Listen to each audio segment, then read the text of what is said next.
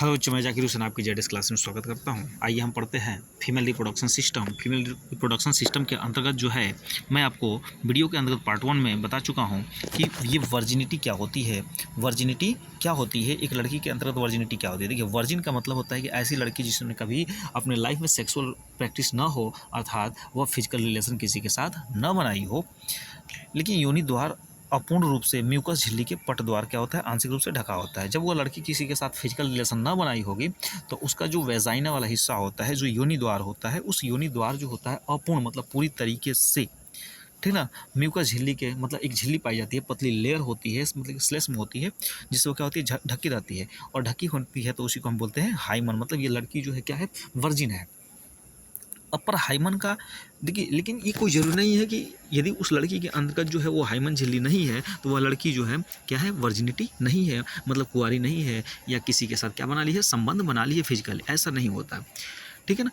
कई कई क्या होता है कि ये मतलब ये अक्सर जो होती है सामाजिक, मतलब देखा जाता है या कि ये लड़की मतलब जब फिजिकल रिलेशन बनाती है, शादीशुदा लोग जो होते हैं फिजिकल रिलेशन बनाते हैं, और ऐसा नहीं मतलब होता है कि जो हाइमन झिल्ली होती है वो हाइमन झिल्ली नहीं हो पाती है। मतलब यदि ओपनली बात की जाए तो मतलब यदि कोई शादी के बाद जो होते हैं लड़के लड़की और जो फिजिकल रिलेशन बनाते हैं, तो उस फिजिकल रिलेशन के जो होती है, यदि उस ब्लीडिंग नहीं होता है तो ऐसा मानते हैं कि ये जो लड़की वर्जिनिटी नहीं है, अर्थात कहीं जो है ये फिजिकल रिलेशन में रही है। हालांकि ऐसा नहीं होता है। ये फिजिकल ये जो हाइमन झिल्ली होती है, इतनी जो होती है कोमल होती है, इतनी पतली होती है कि चलते वक्त या कहीं जो है आप जो है, या कहीं गड्ढा पड़ गया, या कहीं अचानक कूद गए, या साइकिल चलाते वक्त, या कहीं चढ़ते वक्त जो होता है क्या होती है, ये झिल्ली कभी भी जो होती है क्या हो सकती है, फट सकती है, ठीक है ना। तो इससे जो है हाइमन का होना और न होना जो है कुंवारापन का एक लक्षण नहीं है। ऐसा नहीं मानिए कि यदि ये हाइमन नहीं है, ये झिल्ली नहीं है, या फिजिकल रिलेशन बनाते समय यदि ब्लीडिंग नहीं होती तो ये जो है लड़की जो है कहीं फिर महिला जो है ये फिजिकल रिलेशन से होकर के आई है, ऐसा जो है कोई बात नहीं होता है, ठीक है। ऐसा विचार नहीं रखने चाहिए। यहाँ पे देखते हैं योनि छद प्रायः पहले मैथुन मतलब संभोग के दौरान फट जाता है।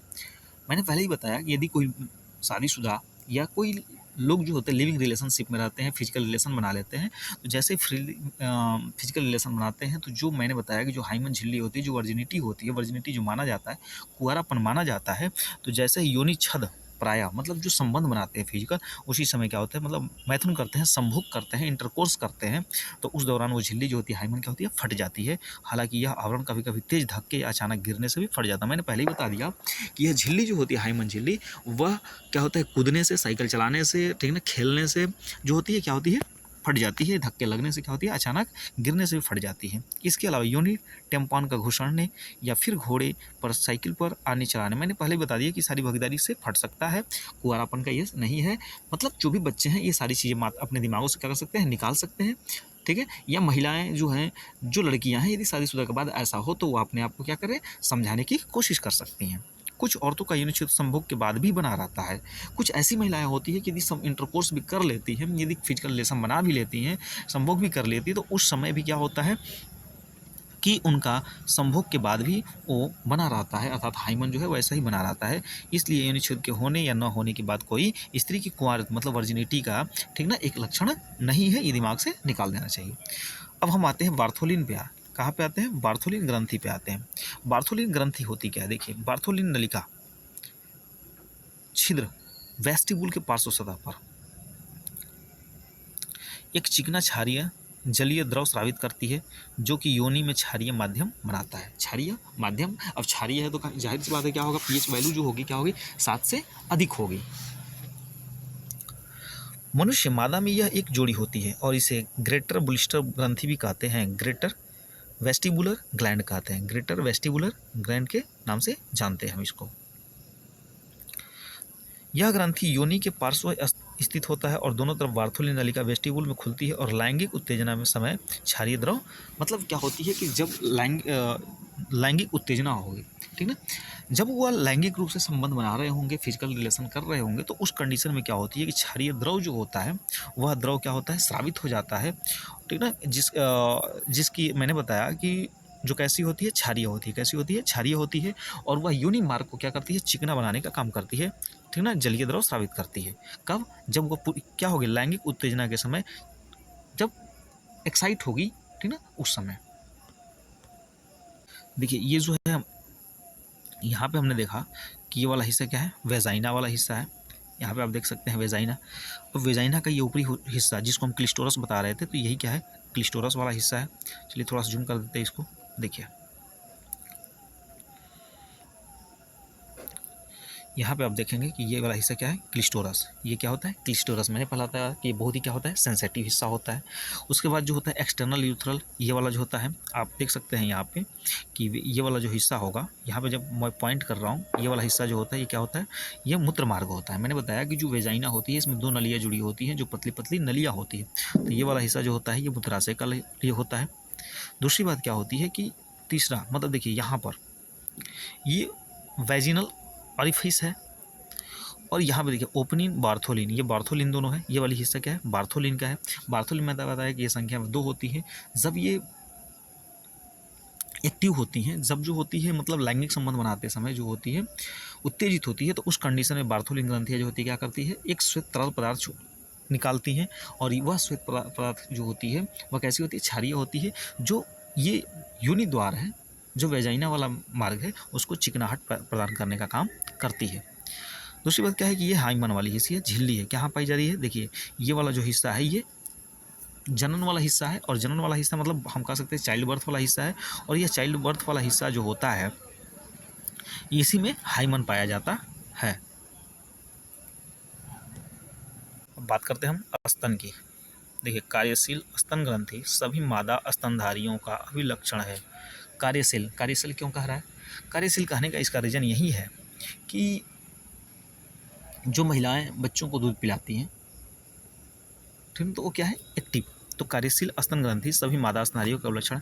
स्तन ग्रंथियाँ युग्म संरचना जिनके ग्रंथिल उत्तक और विभिन्न मात्रा में वसा होते हैं। ग्रंथिल उत्तक होते हैं, टिश्यू होते हैं, और क्या होते हैं, वसा से बनी हुई होती है। प्रत्येक स्तन का ग्रंथिल उत्तक 12 से 20 स्तन पालियों का बना होता है। स्तन पाली कहने का मतलब क्या है, देखिए यहाँ पे आप देख सकते हैं, यहाँ पे स्तन पालियों में बात है, इसमें कोशिकाओं के गुच्छ होते हैं जिन्हें कोपिका कहते हैं। कोपिकाओं की कोशिकाओं से दुग्ध स्रावित होता है, और जो कोपिकाओं की गुहाओं में एकत्र होता है, कोपिकाएं स्तन नली में खुलती हैं। प्रत्येक पाली की नलिकाएं मिलकर स्तन वाहिनी का निर्माण करती हैं। देखिए कहने का मतलब क्या है कि जो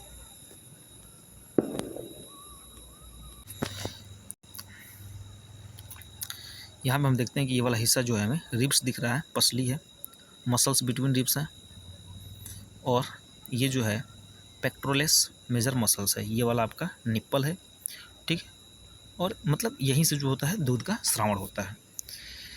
अब देखिए ये जो है पालियाँ हैं, ये देख रहे हैं आप, छोटे छोटे जो है पीला वाला हिस्सा देख रहे हैं, ये पीले वाला हिस्सा जो होती है अंगूर के गुच्छों के समान बनी होती है। कैसी होती है, अंगूर के गुच्छों के समान होती है, कई पालियों में बटी होती है, ठीक है। अब ये मैमेरिक लोब है, और ये वाली जो हिस्सा ऊपर देख रहे हैं ये वाला, ये क्या है, फैट है।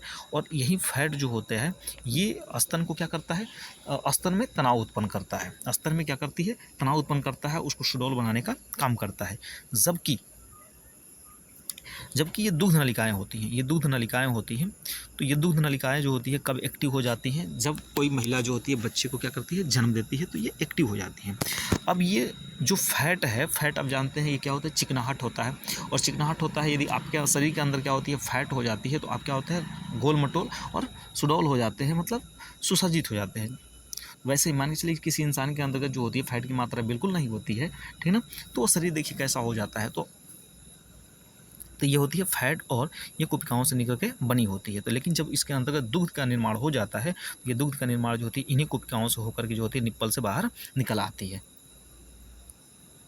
तो जैसे जैसे फैट का मतलब ये जब जो है स्तन से फैट की कमी हो जाती है, तो वही स्तन जो होती है क्या होती है, वह अपनी आकार और मतलब आकार को क्या करती है, खो देती है धीरे धीरे, ठीक है। स्त्री की स्तन ग्रंथियों में सगर्भता के दौरान कई प्रकार के बदलाव आते हैं, और सगर्भता के अंत तक दूध उत्पन्न होने लगता है। इस प्रक्रिया को दूध श्रावण कहते हैं। मैंने पहले बताया कि जब इंटरकोर्स होता है, जब महिलाएं जो होती है संबंध बनाती है, बच्चे को जन्म दे देती है, तो इसमें दुग्ध नलिकाएं जो होती है एक्टिव हो जाती हैं, मतलब सगर्भता मतलब गर्भ के बाद ही। ठीक है। जब प्रसव प्रक्रिया हो जाती है तो उसके बाद जो है तुरंत दूध नलिकाएं जो होती है एक्टिव हो जाती हैं, और वो एक्टिव होने के बाद जो होते हैं उससे दूध निकलने लगता है, और दूध निकलने की ही प्रक्रिया क्या कहते हैं, हम दूध श्रावण कहते हैं। वृद्धि एवं विकास के लिए प्रसव के बाद आरंभ के कुछ माह तक शिशु को स्तनपान कराने की सलाह दी जाती है, बहुत ज़रूरी होता है। ठीक है। अब यहाँ पर देखिए, गर्भाशय को हम क्या कहते हैं, बच्चेदानी कहते हैं। गर्भावस्था के दौरान गर्भाशय की दीवार से उपस्थित अरेखित पेशियाँ शरीर की सबसे लंबी पेशी होती है। क्लाइटोरिस नर के शिश्न के समझाता होता है। क्लाइटोरिस मतलब ये क्या होता है, नर का शिश्न जो होता है, नर का जो पेनिस वाला हिस्सा शिश्न होता है, वह भी क्या होता है, बहुत ही सेंसिटिव वाला हिस्सा होता है। वैसे ही क्लाइटोरिस जो होती है महिला के अंतर्गत जो वेजाइना के ऊपरी हिस्से में पाई जाती है, वो भी बहुत ही कैसी होती है, सेंसिटिव होती है। बार्थोलिन ग्रंथि नर की ऊपर काउपर्स ग्रंथ के समझात होती है, मतलब बराबर होती है। यह नर के ऊपर क्राउफी ग्रंथिया के समझात है। दूध श्रावण के अंतिम कुछ दिनों तक दूध निकलता है, उसे प्रथम स्तनीय या खीस कहते हैं। क्या कहते हैं, खीस कहते हैं, जिससे कई प्रकार के प्रतिरक्षी एंटीजन बॉडी पाई जाती हैं, ठीक है ना, तथा तत्व समाहित होते हैं। बहुत से जो होते हैं उसमें पोषक तत्व होते हैं, जो बच्चों के लिए जो होती है बहुत ही आवश्यक होता है। इसलिए माता का दूध को जो है संपूर्ण आहार के रूप में भी किया गया है कि एक बच्चे को जो है यदि माता दूध पिला रही है तो वह क्या उसके अंतर्गत क्या होती है, हर प्रकार के जो होती है डेवलप होते हैं।